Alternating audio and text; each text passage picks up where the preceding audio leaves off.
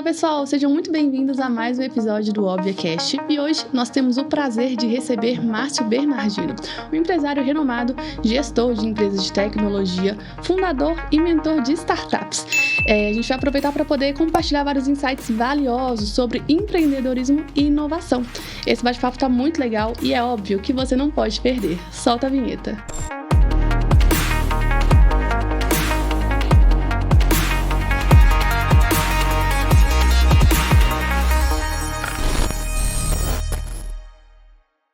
Márcio, um prazer ter você aqui, viu, uma honra para nós, um contagense tão ilustre nesse podcast aqui, a gente está muito feliz da sua presença.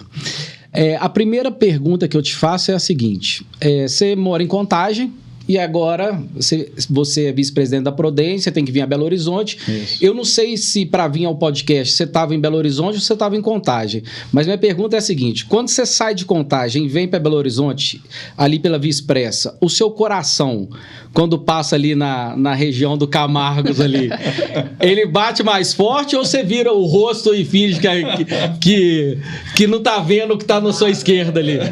Primeiro, obrigado pela oportunidade, Rodrigo, Fernando, Samuel. É bom estar aqui, né? Bater um papo com vocês, mas, respondendo essa pergunta, nenhuma das duas coisas, sabe? É mesmo? Nenhuma das duas coisas. Eu passo tranquilamente, não viro a cara, também não fico admirando. Dando tchau para quem tá ali. É até incomum falar isso, sabe? Porque, enquanto brasileiro, é apaixonado por futebol. Isso. Mas toda regra tem sua exceção. Sim. Eu sou exceção. É mesmo? É mesmo. Admiro enquanto esporte, mas não sou um torcedor, não. Então, até uma fase da minha vida, eu falava, eu torço pra tal. Depois disso, eu falei, gente, não faz sentido, não é uma verdade, eu vou parar. Não tem por que justificar. Não tenho time, sabe? Não sou um torcedor. Eu costumo dizer o seguinte... Mas tá ficando bonito. Tá ficando bonito. Isso é importante. Isso é importante. Isso é um amor que tá pro nosso lado. Ficou bonito. Ficou bonito, né? Parece que a obra já tá... Eu costumo dizer que futebol é difícil. Você tem razão, assim. Minha vontade era de não torcer mesmo, porque a alegria que eu tenho quando o time ganha, ela dura 2 horas. Eu fico feliz ali, ligo, mando umas 3, 4 mensagens no WhatsApp, enfim.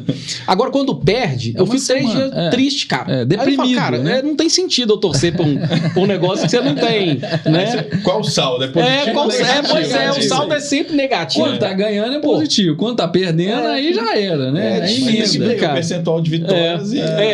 Também então, tem isso, né? Fez bem. Mas assim, é saudável, né? Legal. Num certo limite, assim, é saudável. A única coisa ruim de não torcer, Rodrigo, é quando você tá numa roda de amigos. Putz, é verdade. Aí entrou o assunto de futebol, acabou. Aí acabou, futebol, não sei nada, não converso mais, fico só olhando e exatamente, é isso mesmo.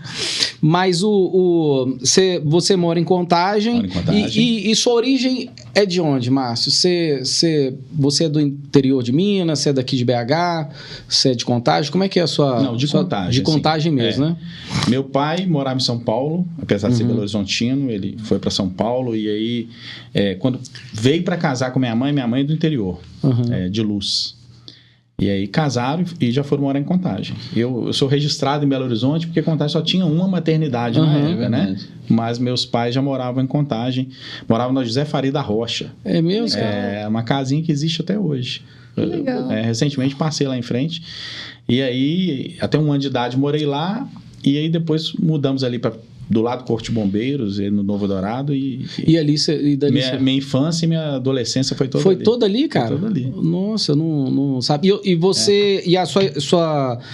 Você estudou aonde ali enquanto adolescente? Em qual escola? No 2º grau eu fiz na FUNEC. Na FUNEC. Centec.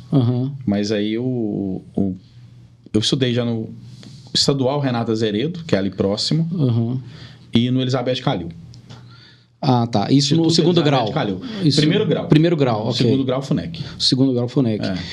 Era 1º grau, 2º grau, né? Hoje é fundamental, ensino médio. Então, sua adolescência, você passou ali em Contagem. Você tá com quantos anos? 44. 44. Então, você é de uma época aí da Arena, da Fox ou não? Sim, finalzinho da Fox, início da Arena.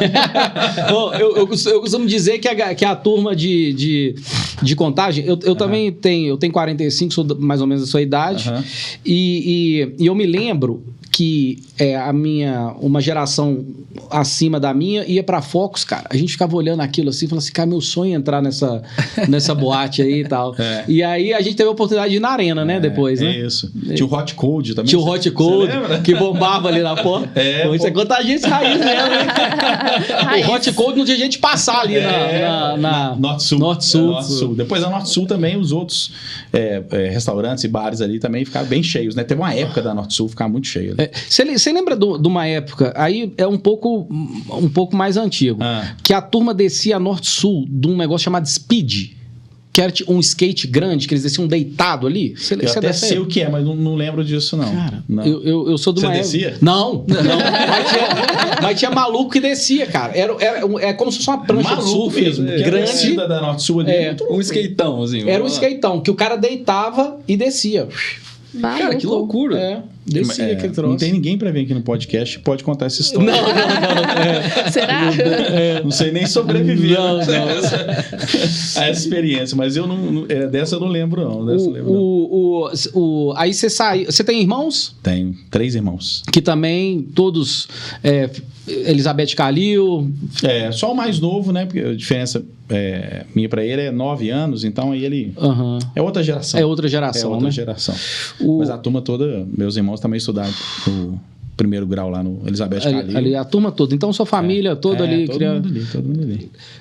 Somos 4 homens lá. E aí, depois do segundo grau, você foi fazer a universidade aqui também, por aqui? Ou... Contagem também. PUC? Contagense raiz. Mesmo. Entrei na PUC, Sistemas de Informação. Mas aí, como eu já trabalhava na área de TI, eu trabalhava assim, meu pai é da área, né? Então, meu pai é analista de sistemas a vida toda. Então, quando eu era criança, eu ia para trabalhar final de semana, né? O povo de TI sempre trabalha muito. Então, eu ia final de semana acompanhando meu pai, às vezes, para dentro, chamava CPD, Centro de Processamento de Dados das empresas. Então, tinha aqueles computadores quase do tamanho de uma sala, exato, aqueles monitores de fósforo verde. Isso. E eu ia passar final de semana, meu pai trabalhando e ele programava um joguinho, não existia joguinho de computador, ele programava um joguinho lá e a gente ficava brincando. Então, sempre trabalhei na área. Aí, pode falar. Na PUC eu fiz sistemas, né?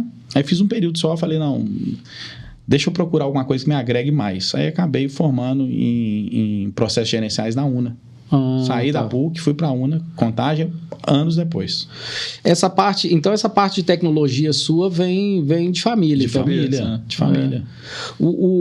Você era gamer quando você era mais novo, não? Gostava de um videogame, alguma coisa assim? Na época era Atari. E Apple Vision, né?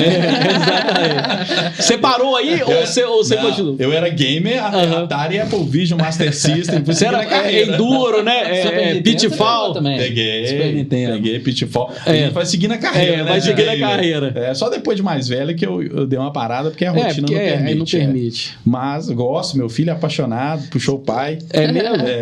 Sabe o que eu lembro? De uns computadores antigos que tinham joguinhos também, que era um tal de Hot Beat, Expert, você lembra daquele? Você tinha que pôr uma fita. Cara, Samuel, sua vida, da Fernanda, é boa demais, meu amigo. A gente pegava uma fita cassete, você tinha que escrever um programinha, um scriptzinho, apertar o play e deixar rodar. E aquela fita rodava, daí 40 minutos, Nossa Senhora, o joguinho entrava na tela do computador. Aí você jogava. Era assim, cara. Que maluco. E podia dar erro, né? Depois de 40 minutos... Aí você tinha que reprocessar aí você tinha que fazer de novo. Tá de sacanagem. A evolução é surpreendente agora, né? Assim, as coisas mudam muito rápido, mas nessa época não.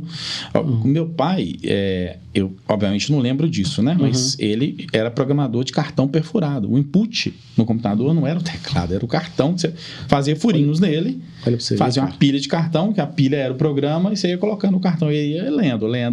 Rejeitou e cuspiu os cartões todos e assim que era feito antigamente. Hoje, você vê, logo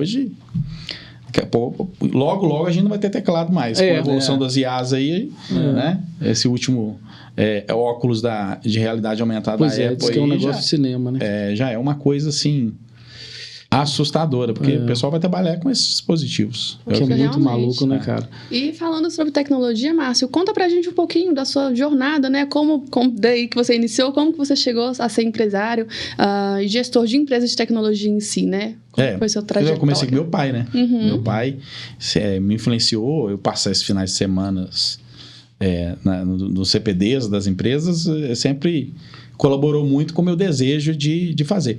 E TI, para quem é criativo, é muito bacana, né? O fato de você criar um sistema, é criar mesmo, é uma criação, um filho. Você cria um sistema. Então, bem jovem, com 14 anos, meu pai, ele me ensinou, me deu umas dicas, né? De programação e tal, antes do ensino médio, do segundo grau, que eu fiz técnico de processamento de dados no Centec, fica ali do lado da Câmara, no centro ali de Contagem. Eu comecei a programar com 14 anos. Com 15 anos, aí aí entrei no ensino médio, já busquei um estágio, já comecei bem jovem mesmo, assim, 15 anos, em 1994. Puta mesmo. E daí aí não parei. E o desejo de empreender é aquela coisa, né? Acho que essa é a minha paixão na TI, sabe? Resolver problema. Então, você vê uma situação, o cara lá com aquela pilha de papel, não consegue fazer e tal, e você escrever um código que soluciona a vida dele, que facilita a vida dele, isso é muito bacana. Isso é muito legal, né, cara? Eu empreendi jovem, assim, com 99, eu tinha 20 anos. Foi a primeira vez que eu empreendi. Até a empresa que eu tenho hoje, né? Assim, aí tive essa empresa, mais uma outra, que... muito jovem, né? Serviu de aprendizado. Isso. Mas a vida do empreendedor é isso mesmo. Faz parte. Né? Faz parte. As pessoas não podem ter medo de errar. Não, a gente tem medo de errar. Fala, não sai do lugar, né? Não vou empreender porque eu tenho medo de falir. Não, então, esquece. Você tem que tentar, né? E tem que tirar aprendizado de tudo. E aí, criei essa empresa que eu tenho desde 2008. Até hoje, e sou apaixonado pelo que faço. Eu fico pensando assim, você há tantos anos atrás, pensar em fazer um curso ligado à tecnologia, né? Você sabia que passava pela sua cabeça que ia virar essa loucura que virou, cara? Não, acho que é de ninguém, né? De ninguém, né, cara? É surpreendente o que a gente vive hoje. Assim... Foi influência do meu pai mesmo, sabe? E aí, quando eu pus a mão, gostei e segui. Eu acho que se não fosse influência do meu pai, talvez eu fosse hoje um advogado, alguma coisa, sabe? Nessa área. Bem diferente, né? Bem diferente. Mas eu acho legal também, assim. Eu ainda falo com os amigos assim, ó, quando eu tiver um pouco mais tempo, eu vou fazer direito por hobby. Ninguém estuda por hobby, né? Mas eu tenho muito interesse na área. Então, se não fosse o TI, eu acho que você seria advogado. Legal. Na carreira de direito mesmo. Legal. Meu pai influenciou bastante e é muito legal, sabe? Apesar de direito não ter muito a ver com criatividade e tudo mais, né? Posso estar até enganando. Os advogados que me perdoem. Não, mas eu acho que é mais tem uma regra ali a seguir. Exatamente. Tem uma regra a ser seguida. Mas eu gosto muito de interagir, de conversar, de falar, de defender o que eu acredito. Né? Maravilha. Essa sua empresa de tecnologia que você criou depois daquela que não deu certo, enfim. Ela trata exatamente de quê, Márcio? Nós estamos passando por uma mudança agora, sabe? É importante isso, faz parte do espírito empreendedor, não tem medo de mudar. Isso. Eu comecei ela em 2008 como uma empresa de desenvolvimento de software customizado. É assim, você tem uma ideia, vou nas empresas, a gente quer ter um processo muito específico aqui, a gente quer desenvolver um sistema em cima disso. E desenvolvimos sistemas customizados, né? A gente criava a gosto do cliente, é um terno sob medida. Sei. E agora não, agora nós estamos pivotando e até reduzimos o tamanho da empresa exatamente para focar numa startup que a gente criou, né? E praticamente vai ser empresa, ambas vão se confundir porque a gente está muito focado em IA. Então a gente criou a Apps, a Code4, a empresa, né? Teve até um rebranding, mudamos o nome há pouco tempo e agora estamos focados em inteligência artificial. Então saímos desse mercado de desenvolvimento de software customizado, até porque o mercado de TI está muito difícil, assim, é muito difícil encontrar profissionais hoje em dia, tem um déficit muito grande desde a pandemia, né? A pandemia ela avançou em algumas áreas até décadas, assim, né? Então, a necessidade de tecnologia ficou muito maior. E, obviamente, os profissionais foram...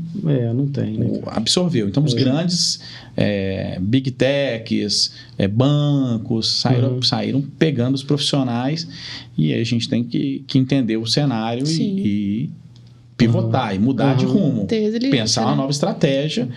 E a gente já estava bem inserido em soluções de IA, mais por interesse mesmo, paixão pelo assunto. Falei, vamos empreender, né, nessa área. Entendi. Então a gente resolveu empreender e criar a Apse. Essa outra empresa que você tinha de tecnologia, ela tratava de gestão de medicamentos, era isso? Não. A gente já desenvolveu software de gestão de... Então é isso. Já desenvolveu muitos softwares, né? Porque, se não me engano, eu não sei se eu li em algum lugar que uma das empresas que utilizava essa questão de gestão de software tinha sido construído pela uma empresa. A gente teve uma inserção boa na área de saúde já. E o legal também de desenvolver software customizado é que você acaba entendendo de diversos tipos de negócio. E você vai continuando processos e vai criando uma robustez na sua operação. Né? No final, você entende quase tanto quanto o empresário que construiu a empresa, do negócio dele, sabe? Porque você acaba envolvendo todas as áreas, assim, então... Isso é muito bacana. Empresas de software de contabilidade. Eu dei aula... bem no começo da minha carreira, eu dava aula assim, ajudava professor de ensino médio, na aula de TI, de software de contabilidade. Que legal. Eu era bem jovem, tinha uns 17, 18 anos. Eu era tipo aquele, não sei se é monitor, sei.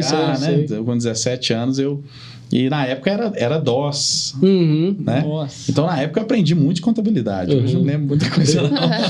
Mas é isso que você está dizendo, né? Na medida que você vai criando... Você vai entendendo. Você vai entendendo. Isso é muito legal. E como é que você enxerga, assim, essa diferenciação da startup de uma empresa já mais conceituada, assim? Você consegue diferenciar, por exemplo, porque na tecnologia, a startup, às vezes, ela se mistura, assim, né? Ela tem o core dela, mas ela está muito atrelada à tecnologia. E você tem uma empresa de tecnologia. Como é que é essa relação, assim, separar o conceito de cultura para os seus colaboradores? Como é que é isso? Eu acho que está mais ligado à inovação, né? Startup é um conceito, assim, você faz uma aposta, você pega algo inovador e faz uma aposta. Então, por isso que... a gente fala muito de MVP, né, que é o mínimo produto viável. Sim. Então, na verdade, é uma aposta. Então, inovar é isso, é tentar, né? Então, o conceito de startup está mais ligado à inovação. Por exemplo, minha empresa trabalha com desenvolvimento de software customizado. Não é algo novo. É algo que já tem um mercado estabelecido. Né? O risco... tudo bem, a gente vive um momento atípico, mas é um risco teoricamente menor para quem já está no mercado. Agora, uma startup, você está pegando algo novo, um segmento novo, uma demanda nova. Tem muita startup que cria demanda. Sim. Né? E aí a diferença de você surfar uma onda e você criar onda, né? Então, surfar uma onda é mais fácil de você criar uma onda. Então, a gente normalmente separa assim, né? É um outro conceito. É um outro conceito mesmo. E você tem que estar disposto a arriscar. Você, dessa área de tecnologia, eu imagino que quando você vai para o exterior, você deve ficar tentando buscar aí o que tem de inovação e tal. Você curte viajar, essas coisas? Curto.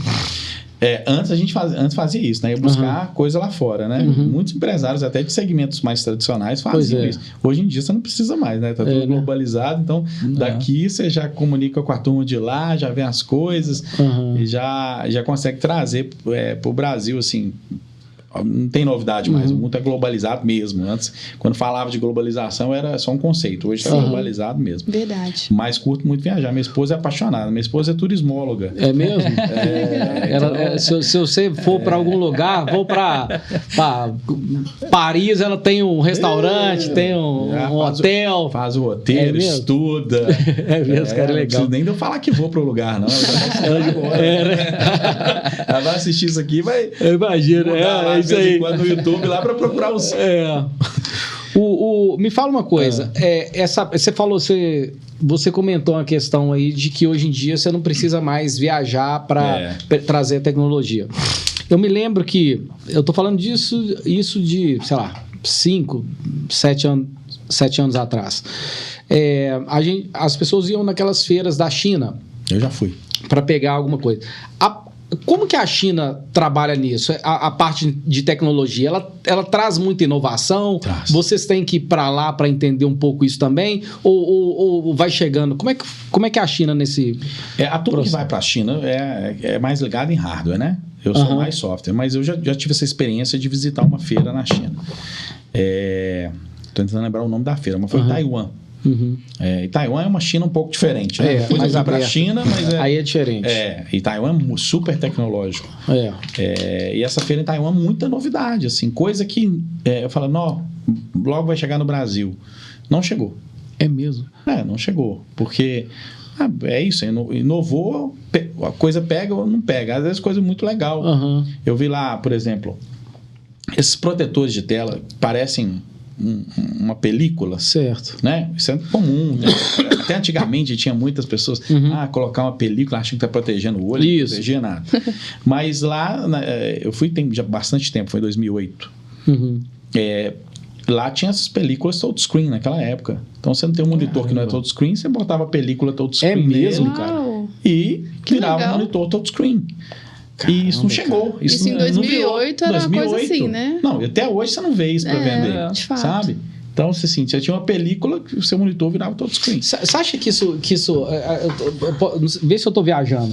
Isso pode ser meio que um boicote? Vou te dar um exemplo. Você pega um MacBook, você compra um MacBook, o MacBook que tem touchscreen, por exemplo, o preço é 10 vezes mais caro do que um MacBook simples. Tipo o lance do petróleo e dos outros tipos de combustível. Tipo isso. Porque o cara fala assim, pô, eu vendo um MacBook a 40 mil. Pode ser. E aí o cara vai e me arruma uma película lá de $5 e coloca nessa bosta. As pernas, Gasta R$100 e meu monitor virou touchscreen. Exatamente. Meu notebook agora é touchscreen e tal. Pode ser. O nego fala assim, agora não, isso aí agora não. Porque a ferramenta dele vira obsoleta, faz sentido. Mas na época eu vi esses computadores pequenininhos, né? Hoje é comum. Hoje você vê estação de trabalho, o computador é uma caixinha, né? Eu esqueci até o nome para eles. Não sou muito ligado em hardware, mas na época eu já tinha esses computadores lá, em 2008. Mas já tem o quê? 15 anos, né? 15 anos. O Vale do Silício você já circulou por lá? Já, como turista, né? Né? Você curtiu? É muito diferente, né? Muito diferente. É muito diferente. Muito diferente. Você estava falando, a gente estava trocando uma ideia ali fora, você estava dizendo que a sua turma trabalha de casa agora, né? Home office, né? Isso. E a gente escutava falar que lá no Vale do Silício a turma trabalhava de bermuda e a hora que quiser, você fala, pô, maluquice. A galera aqui no Brasil sai para trabalhar às 8, volta às 18, hora extra e tal, enfim. Mas começa a mudar, né? Muda. O negócio do vestuário mudou muito rápido, né? Sim. Rapidamente o Brasil já se adaptou a isso. E agora a questão do home office. Está acontecendo um movimento inverso, né? Lá, o pessoal lá do Vale do Silício, pelo que eu tenho visto, algumas empresas estão buscando o pessoal de volta. É mesmo? Mas assim, eu ainda acho um modelo bacana. É óbvio que você perde um pouco de relacionamento, de contato, né? Sim. Mas no que diz respeito à produtividade para TI, é fantástico o modelo de home office. Mas lá no Vale do Silício, assim, as empresas são muito... o termo usado é disruptivo, né? São disruptivas. Então, até o motivo de eu querer ir lá, sabe? Eu fui como turista para... Mas fui sem agendar nada. Entendi, né? deu uma bicada lá, né? Na cara da coragem. A bicada. Aí, conhecendo as empresas. É legal demais, né, cara? É muito... Para quem é apaixonado, é super bacana. Você vê onde as coisas acontecem, né? O pessoal lá passando de bicicletinha de uma empresa. É legal. É muito arborizado. Eu acho uma pena, assim, Belo Horizonte é um celeiro de startups. Eu ia falar disso. BH, Curitiba e São Paulo, né? Tá com um volume legal de startups. Sempre foi assim, né? Por exemplo, aqui na região onde a gente está, tem o São Pedro Valley. E eu vejo, assim, uma região, assim, salvo devidas proporções, assim, o Vale do Silício é um local arborizado, tranquilo, né? Bem arborizado, com quarteirões enormes e tal. E eu gosto tanto da região da Pampulha, eu acho que podia tanto permitir legal, a implantação de empresas lá, né? Mas parece que o plano diretor... a última vez que eu olhei, ainda quando a gente estava em meio físico, a gente queria até construir lá, sabe? Mas não era permitido. Belo Horizonte, assim, o poder público podia investir nisso mais, né? Assim, incentivar esse tipo de empresa, porque... são ideias que mudam. Assim. Totalmente. A própria Óbvia também é uma ideia que mudou tradicional mesmo, né? É verdade. Ideias que mudam o mundo. Sim, é isso. Justamente. Então, tem que incentivar esse tipo de coisa. A Fernanda lembrou bem aqui. Vamos dizer, há uns 4 anos, você falava em contabilidade... Você só se falava em contabilidade tradicional, na verdade, né? Você precisava tirar uma notinha, você tinha que ir ao contador, pedir, pelo amor de Deus, pro cara... Perder algumas horas. Perder algumas horas ali, enfim. Qualquer tipo de orientação que você precisasse de um contador. Não, hoje ele tá doente. No outro dia, a mãe dele tá de férias. Só acabou. bem. E tá tudo bem, né? Porém, hoje a gente tem formas de facilitar isso, graças à nossa tecnologia, de fato. Isso aí o Léo costuma dizer, né? Ele falou, cara, ele ficava olhando a contabilidade, o Léo, sócio majoritário aqui, ele ficava olhando, ele é contador, né? Ele tem uma contabilidade grande em contagem, ele ficava olhando aquele monte de contador assim e falava, cara... e aí ele não via contador formando, sabe? Formação de novos contadores. Cara, isso um dia pode acabar, bicho. Né? Porque a ligação entre o cliente e o contador é uma coisa muito próxima, né? Você vira amigo do cara e aí você tem uma relação muito próxima, né?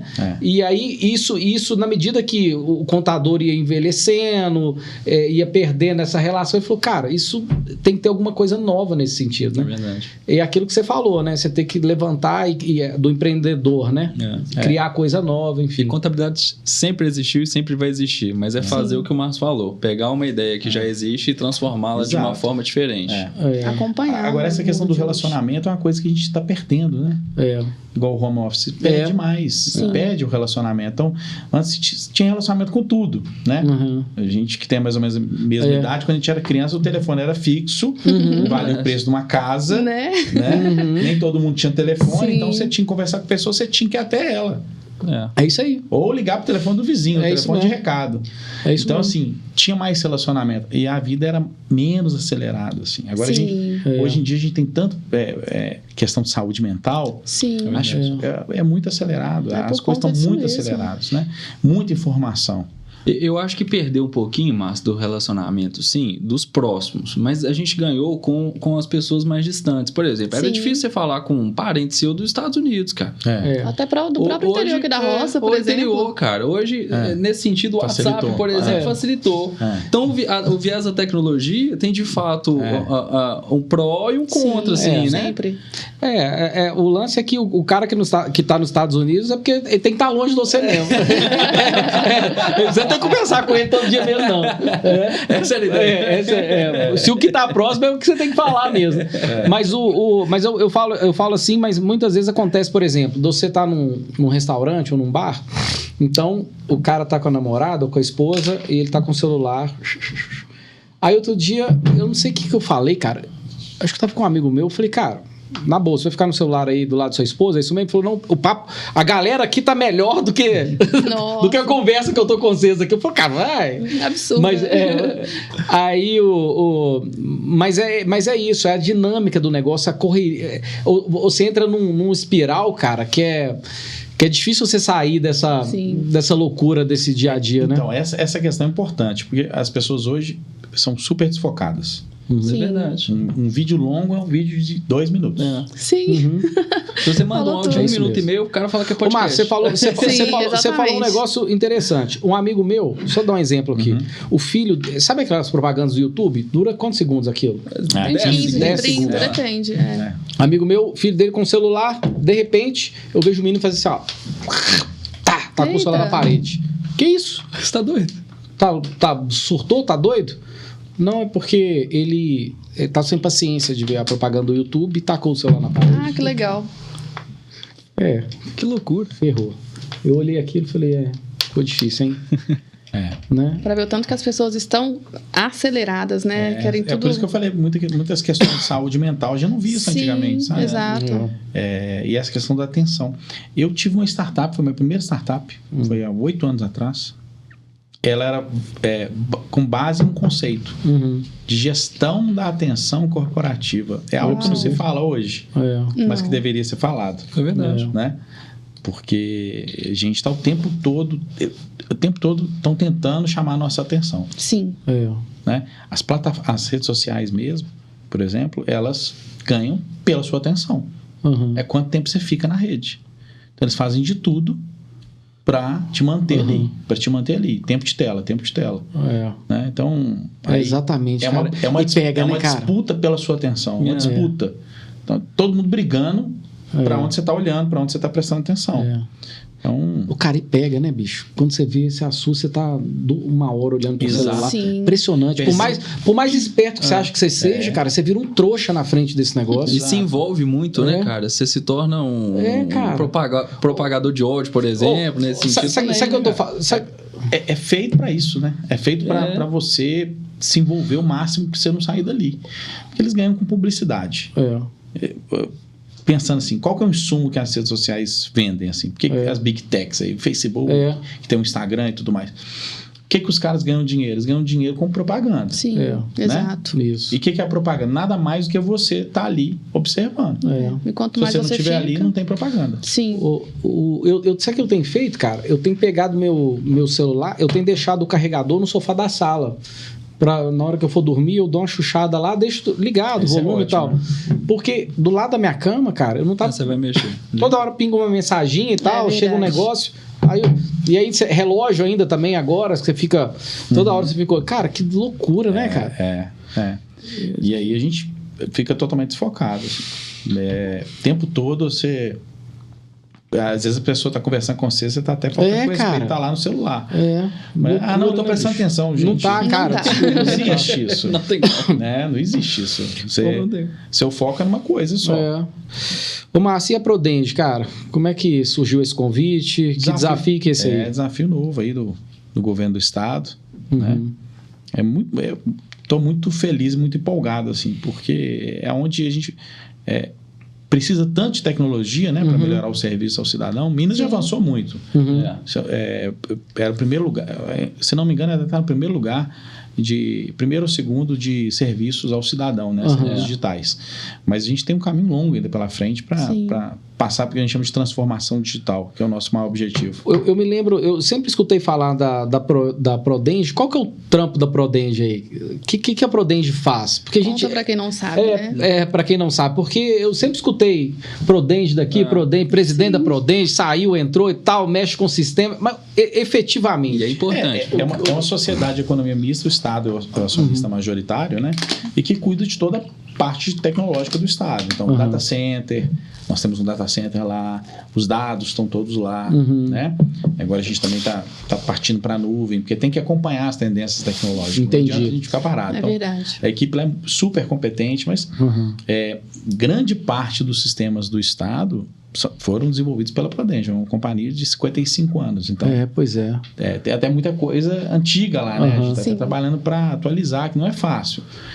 Porque é trabalho de 55 anos, né? Entendi. Mas é o braço tecnológico do Estado, é o que fornece tecnologia, sistemas de informação. Então, por exemplo, o cara que vai fazer uma consulta no SUS, o sistema que do SUS, ou do governo... MGPP.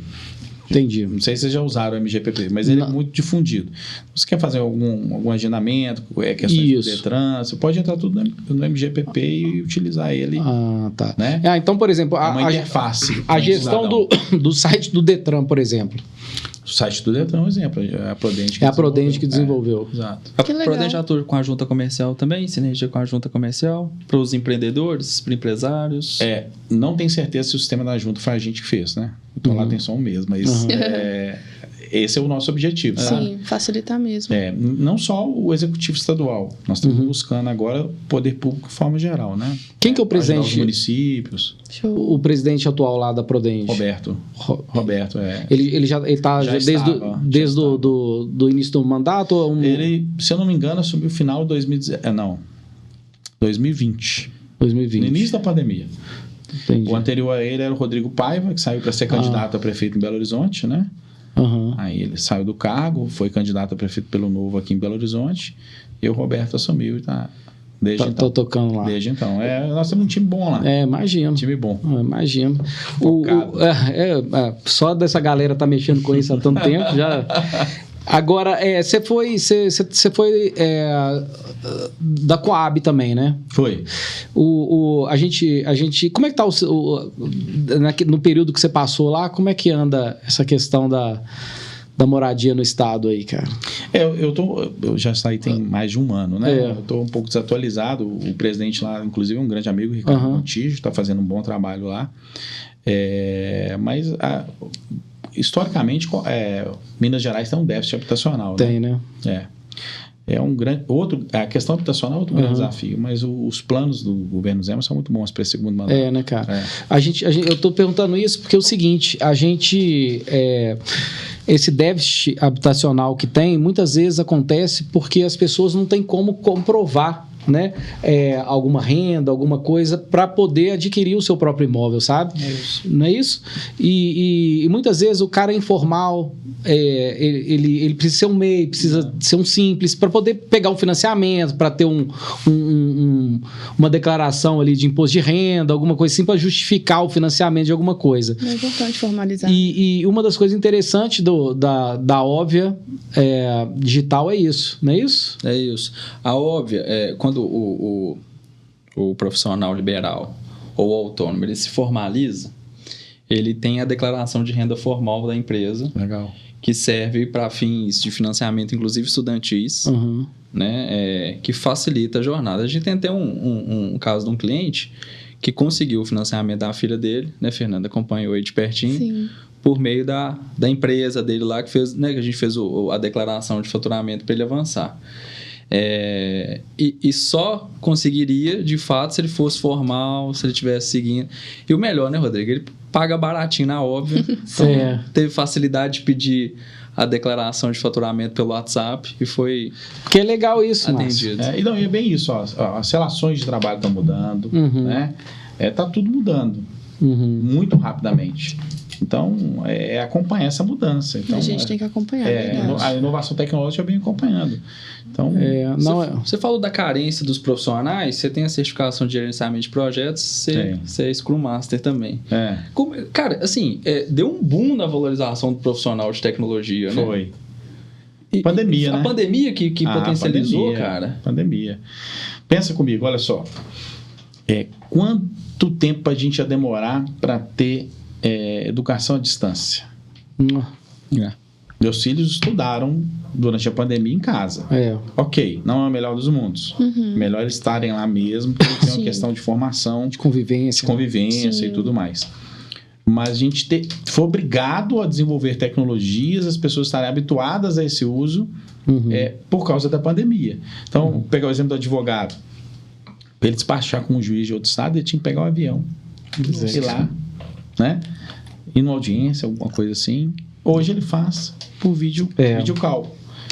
Então, a pandemia obrigou a sociedade a adotar algumas ferramentas tecnológicas que talvez a gente demoraria décadas para adotar. Realmente. Né? Às vezes é na dificuldade que a gente se sobressai, né? Exato. Eu acho que a mudança seria geracional. Né? Então, a nossa idade... tem outra geração que está mais adepta à tecnologia e quanto mais jovem, mais adepta. E é natural isso, né? A gente não teve esse convívio enquanto jovem, enquanto criança na nossa formação. Então, eu acho que a mudança seria geracional. Em algumas gerações, a gente ia chegar num ponto que a gente estava hoje em alguns segmentos, obviamente. E aí, qual que é o reflexo disso? Mais plataformas tecnológicas, mais profissionais, a demanda aumenta e ninguém estava preparado para isso. Então, eu conheço muita gente que presta serviço para outro país, que foi para outro país. Sim, verdade. Né? Aí passou a ganhar em dólar, né? E você acha que vai acontecer isso com os profissionais de inteligência artificial também? Porque assim, é um outro perfil também, né? estão envolvidos na tecnologia, mas não são, de fato, Scrum, desenvolvedor de maneira geral. Você acha que vai dar um boom? Porque cara, ChatGPT, por exemplo, cara, nos 6 meses para cá deu um salto monstro, né? A gente estava conversando com alguns convidados aqui que falam que já fazem são as viciados, suas funções, né? São viciados em inteligência artificial. Exato. Como é que você enxerga esse mercado? Então, hoje a gente ainda não tem profissionais assim, não é comum você ter profissionais especializados em IA. Desenvolvedores conseguem desenvolver soluções de IA, como conseguem desenvolver soluções de qualquer coisa. Mas eu acho que vai haver realmente uma tendência agora de especialização nesse segmento. Porque o mercado vai demandar mais. O ChatGPT popularizou a coisa, né? E essa IA generativa, que é a que o GPT usa, que agora o Google está vendo com o Bard, é algo que vai pegar muito, assim. A Microsoft tem o Copilot. Então, tem muitas coisas acontecendo de IA para facilitar a vida das pessoas. É óbvio que muitas pessoas estão com medo, né? De perder o emprego. Sim. Né? Mas, assim... e eu acho que realmente isso vai acontecer. Mas é uma tendência. Não tem como você nadar contra essa correnteza.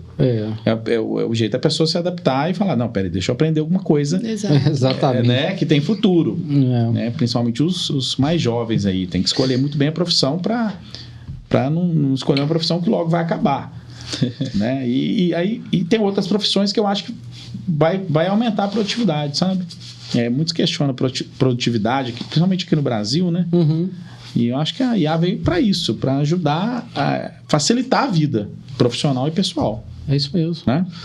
Agora aqui, Márcio, você, sucesso profissional, família maravilhosa, gosta de viajar, vai no Vale do Silício, a esposa faz roteiro de viagem, você só chega lá ainda dentro do avião, dorme, acorda lá. Essa é a vida da tela, né? Essa é a vida da tela. Aí você acorda um dia e fala assim...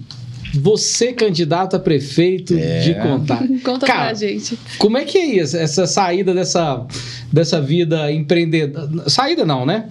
A mudança de rota aí, dessa vida empreendedora para carreira política. Aconteceu assim, de forma muito natural. Eu realmente nunca pensei em...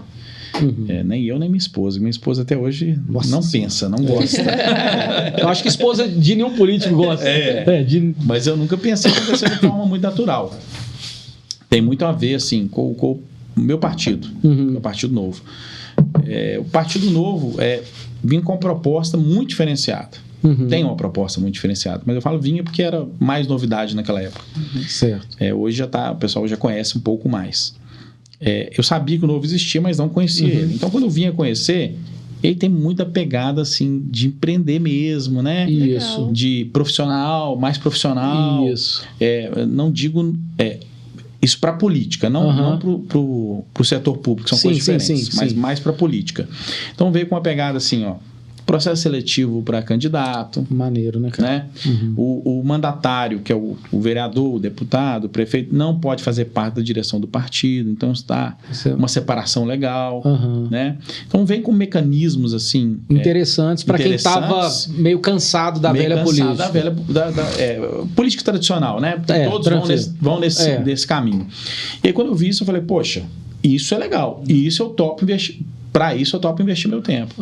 E foi de forma totalmente despretensiosa. Li lá no site, me filiei. Mesmo? Do nada, assim? Do nada, não. Li, me interessei, né? Mas você não conhecia ninguém, assim? Não, foi um comentário que uma pessoa falou assim, o Novo pensa a política de forma diferente. A pessoa falou isso comigo, me despertou, eu fui no site. Falei, então esse Novo, realmente o nome condiz, né? Deixa eu ver o que é o Novo. E aí li lá e tal.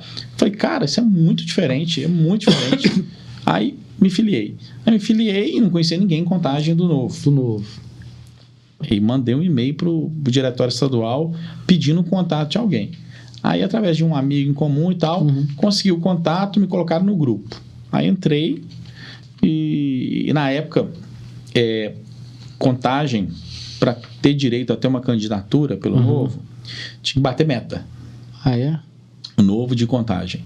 Então, as pessoas que eram filiadas ao partido tinham que trabalhar para bater várias metas. Só aí poderia ter direito a ter um diretório e, consequentemente, uma chapa de vereadores e candidatura a prefeito. E aí eu já entrei querendo ajudar, obviamente. Não vou entrar só por entrar, né? Então fazia sentido. Eu achar bonito e ia deixar de lado. Lógico. Entrei e busquei a turma lá e falei, e aí, o que vocês estão precisando? O que eu posso ajudar? Aí comecei a me envolver, o pessoal falou, olha, Márcio, cara, nós precisamos aprovar um candidato aí no processo seletivo de prefeito. Nossa. E sem um aprovado, a gente não pode concorrer às eleições nem para vereador, nem com chapa proporcional. Você topa o desafio? Eu falei, meu Deus, tô fora. Quero não vou não. Aí conversei com minha esposa, ela falou, não, você vai mexer com... É porque é muita exposição, né, cara? Muito, e não tinha plano para isso, sabe? Não passava pela minha cabeça. Aí eu falei, se a gente não tiver aprovado e tal, a gente vê o seu perfil é muito bacana, a gente acha que você tem condição, e se a gente não tiver um aprovado, nós vamos ter chapa de vereador. Aí eu falei assim, gente, deixa eu pensar. Eu tava para viajar com minha família de férias, aí conversei muito com minha esposa e tal, a gente chegou numa decisão assim, muito de missão, sabe? De propósito, sei. Sabe? Tem uma questão também religiosa envolvida, tanto minha da minha esposa, a gente viu como propósito mesmo. Propósito, não acho que é nada por acaso, sabe? Lógico, sim, né? Com certeza. Então eu falo assim, olha, por que isso aconteceu? Sabe? Não é algo comum. Você chega lá numa empresa para ajudar e de repente te convidam para ser presidente. Tipo isso. Né? Então eu falei assim, tudo bem, não tem nada a ver com os meus planos, mas se eu tô aqui hoje, também não é à toa. Exato. Aí, dentro desse entendimento, aí eu entrei no processo seletivo. E aí, no final, ela falou assim, e aí? Passou? Eu falei, passei agora, vai ser candidato. Que legal. E aí de repente, virei um político, né? Que loucura. Foi bem assim mesmo. Que legal. E falando em propósito, você mencionou no seu LinkedIn, né, que o uso da tecnologia como aliado no combate à corrupção e eficiência no setor público seria a sua vontade. E você pode dar exemplos pra gente de como a tecnologia iria contribuir nesse sentido? Combate à corrupção, principalmente na transparência. Boa. Né? A gente avançou muito na questão da transparência no setor público, sim, mas a gente pode avançar muito mais. Então, assim, tem um conceito de dados abertos. A questão é o seguinte, são dois fatores aí para o combate à corrupção com o uso da tecnologia. Um é o uso da tecnologia mesmo, disponibilizando as informações para que qualquer cidadão possa ter acesso ao que quiser. E o 2, que é o mais difícil de mudar, que são pessoas, as pessoas têm interesse em fiscalizar, em consumir isso, em buscar essas informações, em pesquisar, né? Hoje, a gente tem a lei que os órgãos, os entes têm o portal da transparência, as prefeituras têm, o governo do estado tem, e as informações estão lá. Mas entre ter e ser usual é uma distância muito grande, né? Às vezes a pessoa entra lá e não consegue ter acesso à informação de forma fácil, né? De forma que ela consiga entender. Então, esse é um desafio. Assim, trabalhar para isso. Né? Trabalhar para isso. No combate à corrupção, mas ela pode ajudar assim, na eficiência dos serviços públicos de demais, forma também né, demais. Aprovação de projeto, muito, enfim, né, muito. Que é um caos, às Exato, vezes, né? Aprovação de projeto, né? Pessoa que quer empreender, desburocratizar. E tem uma série de coisas, na saúde principalmente, assim, acabar com essa burocracia, controlar porta de entrada para dividir a demanda. Eu sempre questiono algumas coisas assim, por exemplo, vou levar meu filho. Isso não é só no público, não, tá? Vou levar meu filho, a gente tem plano de saúde. Vou levar meu filho no médico. Chego no hospital, lotado. Chego no outro, lotado. Você não sabe onde você vai. Verdade. Sabe? A tecnologia podia te ajudar muito nisso. Peraí, o tempo de espera, onde que tá? Aqui o tempo de espera 2 horas. E esse aqui? Você até distribui a demanda, né? Exatamente. Faz muito sentido, realmente. Só um exemplo, assim. Então, a tecnologia pode ajudar demais. Eu acredito muito nisso, sabe? Quando eu fui candidato, até um erro meu enquanto candidato, sabe? Porque as pessoas ainda não estão muito conectadas nisso. As pessoas que eu digo de forma geral. Sim, população. População de forma geral não está muito conectada nisso. As pessoas falavam comigo, não, Márcio, tem que mostrar mais seu lado humano e tal. As pessoas se conectam com isso. E eu, quando fui candidato a prefeito, eu queria mostrar a proposta. É isso. Não, quero mostrar o que eu vim fazer. Lógico. As ideias que eu tenho para cada área, né? Eu quero mostrar como eu posso servir. É isso, né? Que é uma mudança de conceito. Mas a turma, é uma processo de maturidade ainda. É verdade. Eu falo o seguinte, por exemplo, a última eleição foi há 3 anos, não é isso? Que você foi candidato a prefeito? Foi há 3 anos. 3 anos, 2020.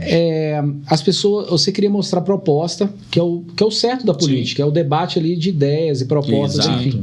Você pode mostrar o seu lado humano também, é um cara de família, enfim. Isso. Mas você sendo esse cara bacana, generoso, enfim, um empresário que tem filho, família, eu queria saber o que você entende dessa nova política, onde você cuspir na cara de um vereador ou de um... Você se elege para prefeito, se você der um tapa na cara de um cara na rua porque, sei lá, ele passou na... Sei lá, qualquer coisa, você vira prefeito, governador, presidente, internacional. Como é que é isso, cara? Como é que você... Minha o que você está sentindo dessa nova forma de fazer política aí?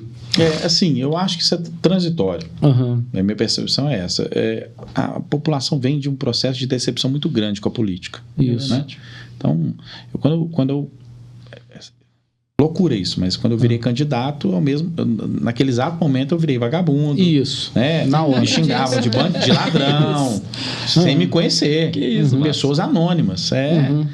Sabe que você é candidato, você virou bandido. Isso, exatamente. Então, isso é devido a um processo. Aí você tem que entender, sabe? Assim, abstrair bastante, entender que isso é um processo de decepção mesmo com o meio político. Sim. Não à toa, tá? Não à toa, tem os motivos. E aí acaba que... Qual que é a consequência disso? Toda causa tem gera uma consequência, justamente. né? E aí, o que acontece? Tem muitos populistas que se aproveitam dessa situação para representar o sentimento de indignação das pessoas, mas de uma forma populista. É verdade. Populista. Porque a gente lá do Novo tem até um lema de indignação para ação. Mas cada um... usa a sua indignação de uma forma. Então, às vezes, o cara está indignado, ele quer... Teve um amigo meu, cara, que ele falou assim, eu vou votar no Tiririca. Eu falei, mas por que você vai votar no Tiririca? Me explica. Ele falou, porque ele é palhaço. Eu falei, eu acho que político é tudo palhaço. Entendi. Na realidade, ele estava investindo o voto dele para demonstrar a indignação. Mas que ninguém ia saber disso. Verdade. Tá? Assim, nada contra o Tiririca. Eu até disse que ele trabalha bastante, mas a motivação dele que foi errada. Sabe? Então, é isso que a gente está vivendo hoje. Então, acho que é transitório por isso. É maturidade, é acerto e erro. Só que na política isso demora muito, porque é de 4 em 4 anos que a gente vota, aí erra, aí aprende um pouquinho, aí erra de novo. Então, assim, vamos saber vamos errar diferente. Mas essa é a evolução. Vamos errar diferente, quanto sociedade. Nós vamos...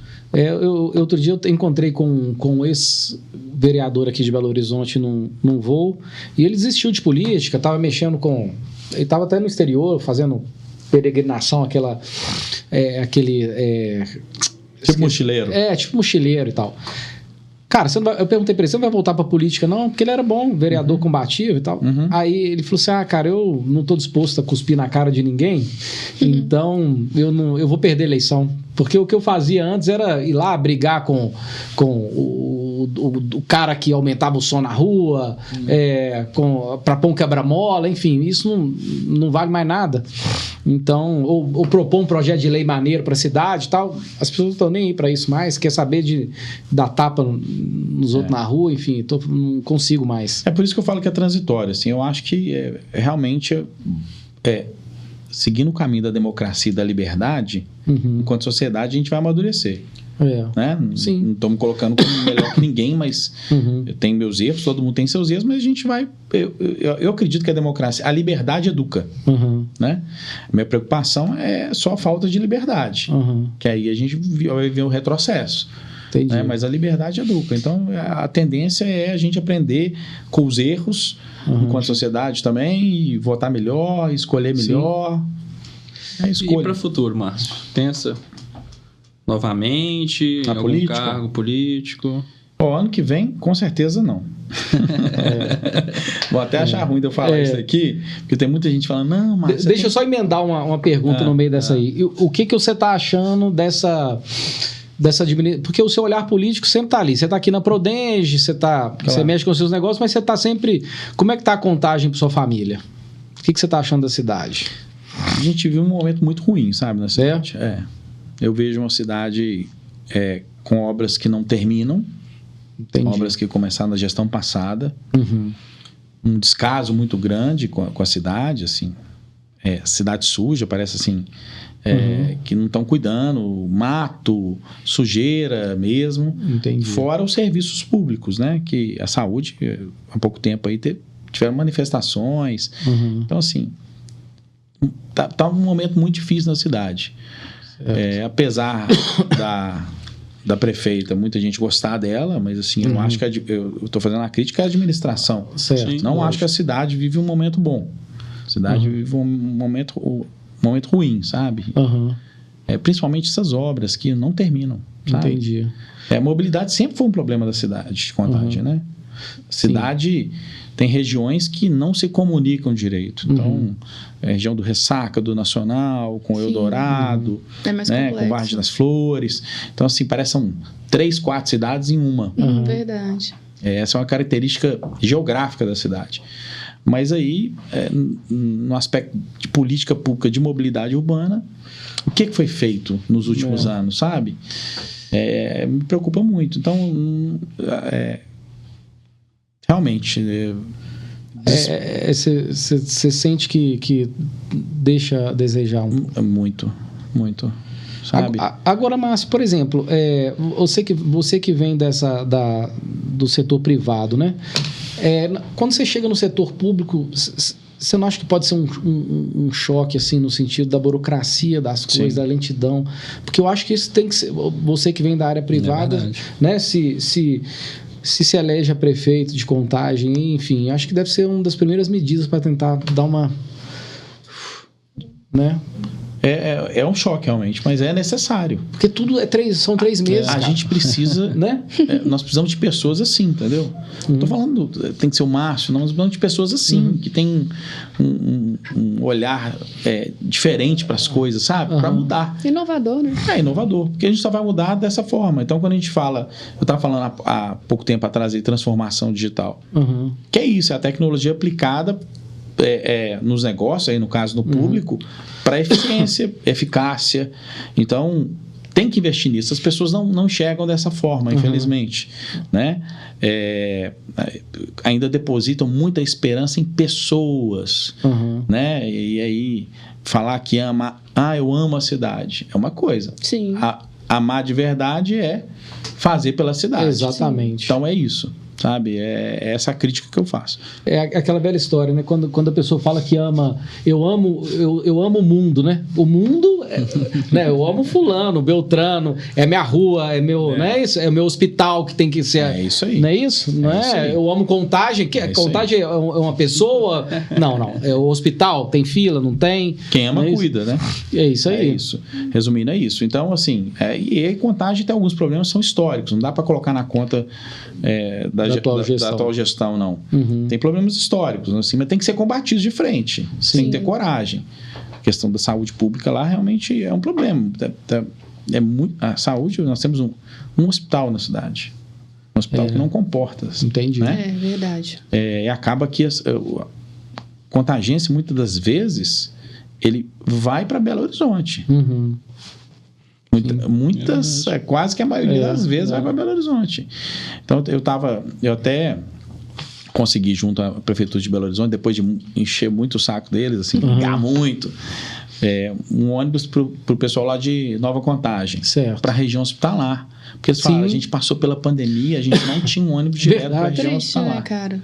E aí nós conseguimos, né, cara? conseguimos um ônibus para a região hospitalar e para você ver, isso para a região hospitalar de Belo Horizonte, não é de Contagem. Né? Loucura, Contagem não né, tem cara? uma região hospitalar. Né? Então é isso. E o Samuel te perguntou aí como é que está essa questão da candidatura, vai ser candidato? Então, eu falei para ano que vem não, porque assim, eu preocupo com opções, tá? Assim, quais são as opções que a gente tem? Então, se tem uma outra pessoa que me representa, eu não é projeto pessoal, sabe? Então, ano que vem não serei candidato. Se em 2026 não gosto de fazer plano assim, sabe? Eu acho que... Seu nome tá aí, né? Se acharem que você é um cara maneiro, se eu entender também que vale a pena. Exatamente. Tem que ser bom, assim, sabe? Porque você abre mão de muita coisa. Para pessoa que tem, assim, candidato por propósito, assim, sem interesses obscuros. É lógico, sim. Né? Assim, pessoa séria, assim. E apesar da população não achar, tem muita gente séria na política mesmo. Tem. Bem intencionada. É um caminho muito, muito difícil. Muito difícil. Você abre mão de muita coisa, assim. Você investe tempo, dinheiro, desgaste familiar, saúde. Saúde também, principalmente. Você sai... Numa eleição, parece que envelheceu 10 anos. Não, é isso mesmo. Não, o carro que você tem hoje, se você virar prefeito amanhã, esse carro é fruto de prefeitura. É sempre assim, cara. Não tem jeito. É complicado. Mas nós vamos chegando ao nosso... Finalzinho? Aí. Passou tão rápido, né? Já tem 1 hora, olha pra você ver. Bom, Márcia, a gente tem um ping-pong, que a gente chama de respostas óbvias, onde eu te faço algumas perguntas e você nos responde aí com as melhores palavras. Claro. Bom, vamos lá. Qual foi o projeto mais desafiador que você trabalhou na Code4? O Celpings, que é essa startup que eu mencionei de gestão da atenção corporativa. Muito importante, né? Perfeito. E você fica entre a área política ou a área de tecnologia? Sou de tecnologia. Maravilha. A política é uma missão. Perfeito. Boa. Bom, em uma palavra, como você descreveria a experiência de ser candidato a prefeito? Enriquecedora. Eu aprendi a ser mais tolerante. Porque eu conheci muitas realidades que eu não conhecia. Legal. Né? Então, eu acho que, enquanto ser humano, isso é muito enriquecedor. Muito. Legal. Com certeza. E qual foi o maior aprendizado que você teve como mentor de startups? Realidades diferentes, pessoas diferentes. Pode ser mais extensa a resposta? Claro! Eu tive a oportunidade de participar de uma feira em Lisboa, que chama Web Summit, que é uma das maiores feiras startups do mundo. E lá eu conheci assim, muito do ecossistema, né? De pessoas. E recebi mentoria, né? E aqui eu tenho a oportunidade de dar mentoria. É muito legal você poder colaborar com a ideia inovadora de uma pessoa. Porque não tem um caminho para ela trilhar, não tem uma trilha, é uma mata. Sim. E ela não tem nem um facão para abrir fazer a trilha dela. Então, você poder colaborar, ajudar as pessoas nesse sentido, com a pouca experiência que você tem, porque não existe uma fórmula de sucesso. Sim. É muito bom, assim, é muito satisfatório. Que legal, muito show. Bom, e falando sobre isso, o que é que te inspira a continuar buscando inovação e empreendedorismo na sua trajetória profissional? Mudança. É isso. Inovação, empreendedorismo é mudar a realidade. Eu acho que é o mesmo princípio que me levou para a política também. Né? Mudança, melhorar a vida das pessoas, melhorar a sua vida, né? É a mudança. A gente só muda inovando. Sim. Porque fazendo da mesma forma, você vai ter os mesmos resultados. Verdade. Não tem jeito. Você tem que fazer de forma diferente para ter resultados diferentes. Então, é a mudança que me inspira a isso. Perfeito. Bom, e para finalizar, qual conselho você daria aos empreendedores que estão começando e buscam sucesso em seus negócios, especialmente no setor de tecnologia? Não tenha medo de errar. Perfeito. Erre rápido, aprende rápido, tente de novo. Perfeito. E vai nesse ciclo. Uma hora vai dar certo. Com certeza. E a hora que der certo vai valer a pena por todas as outras que você errou. Então não tenha medo de errar. Maravilha. Vai pra cima, tenha coragem. Maravilhoso.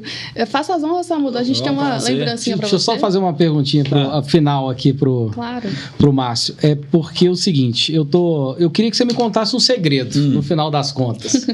Eu queria que você me dissesse, porque a gente é mais ou menos da mesma idade. Sim. Beleza?